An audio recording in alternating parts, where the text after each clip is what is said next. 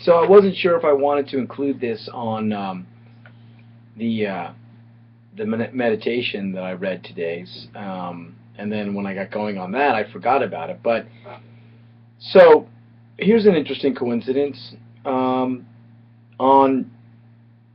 today is February the 18th, and 10 years ago today, I wrote material that I read on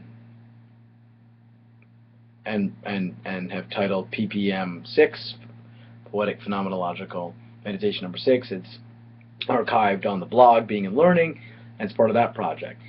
But on February the 18th, 1964, so 50 years ago, on this day, Hannah Arendt made a visit to our campus. There it is. This is from the Hannah Arendt archives. This is the original printout of Arendt's presentation. She gave a presentation on EICHMANN at Hofstra College, and it was a discussion, and it says, discussion with enumeration of topics. Number 1, report of a trial, not study of totalitarianism, or history, or Jewish resistance, or German opposition, etc. People may think all this is more important, but in a trial it is marginal. This rules out theories. When you study totalitarianism, you study primarily a system and how it works. You look upon the participators from the viewpoint of the system. What kind, that is, what type is required to run it. Everyone is a cog, so she calls it cog theory. Small, medium, big. Even Hitler would be a cog in this context. Court procedure. Great advantage is opposite approach. Individual, a person, what makes him tick? Why did he do what he did?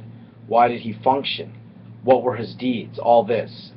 Insofar as he is a free agent, in parentheses, legal question rules out suicide or self-destructive behavior. Moral question, of course not. End of parentheses. He was a free agent not in the sense that he could have rebelled, but he had alternatives.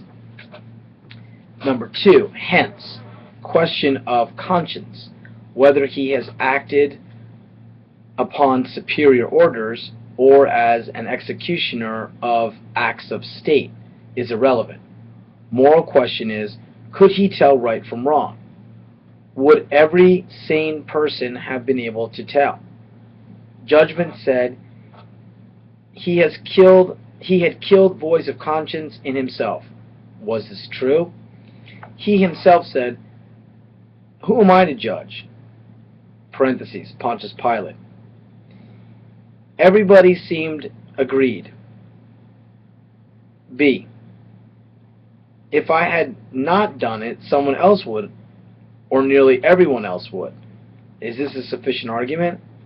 C. Finally, after a short period of uncertainty, his conscience functioned in the sense that he obeyed the Führer order and disobeyed everything which seemed not to be in agreement with it. He judged right and wrong according to normality. How does a soldier recognize the criminality of a superior order which he should not obey? Number 3, question of judgment in general raised by controversy. No one can judge who was not present. This argument is against this argument against me, but also raised by EICHMANN in his last words. Invalid on 2 counts. No courtroom and no historiography would exist. Also, it does not mean that I'd acted otherwise. Mary McCarthy pointed out, temptation is not identical with being forced. In parentheses, perhaps Van Doren case. Who can resist that much money? Close parentheses. A judge can sentence a murderer and still say, therefore the grace of God go I. Number 4, banality of evil. Distinction between commonplace and banal. The one meaning, it happens frequently, so many EICHMANNs, and the other value judgment, valid even if only one such case. Banality, no roots, not rooted in evil motives or urges or strength of temptation, human nature. Or evil be thou my good, Richard III, etc. All these exceptions. Here, on the contrary, doing as everybody else did, being swept away by the judgments of others, and by never giving the matter much thought. Parentheses, stop and think. Close parentheses. 5th, final point, at least on the page I have, Jewish resistance, injected by Hofstra because in all Israeli textbooks, A, impossible because of system, Warsaw Ghetto, to die differently, B, question of Jewish councils, institution anyhow probably, but again individuals, the recognized leaders, their justification, to prevent worse, someone would do it anyhow, we rather than the Nazis should choose, can one choose? Wow. And those were her that was the discussion that she led at Hofstra College. And those were the topics that she was going to take up. Report of the trial, that it was not a study of totalitarianism, the question of conscience, the question of judgment in general, banality of evil, and the Jewish resistance. I haven't done much digging in terms of the archives of Hofstra. I found this in... I was hoping there would be a print on. I found this when I was doing research in the online archives at the New School in, I believe it was my last sabbatical. So it would have been in, I want to say 2005, or 2002 rather. I don't recall. I could and probably should have. But in any case, I found this when I was doing research on the online archives. There's a computer database at the New School in the Fogelman Library. So I was there and doing that. I believe it was in 2002. And I came across this. You know, it was one of those coincidental, random sort of things. I wasn't looking for it. I just found it. I didn't type in Hofstra. I just happened to find it.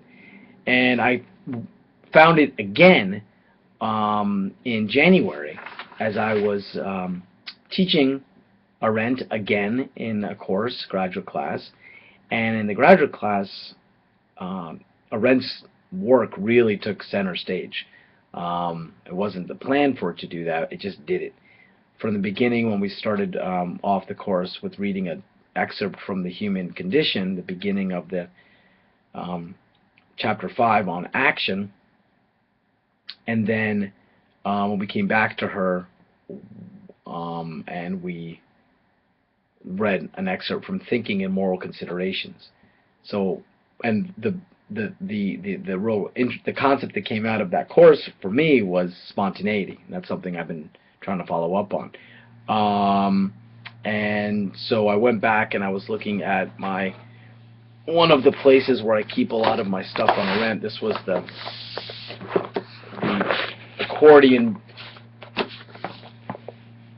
file that I had with pages and pages and pages of these copies of material that I downloaded and printed from the archives that's in the Library of Congress.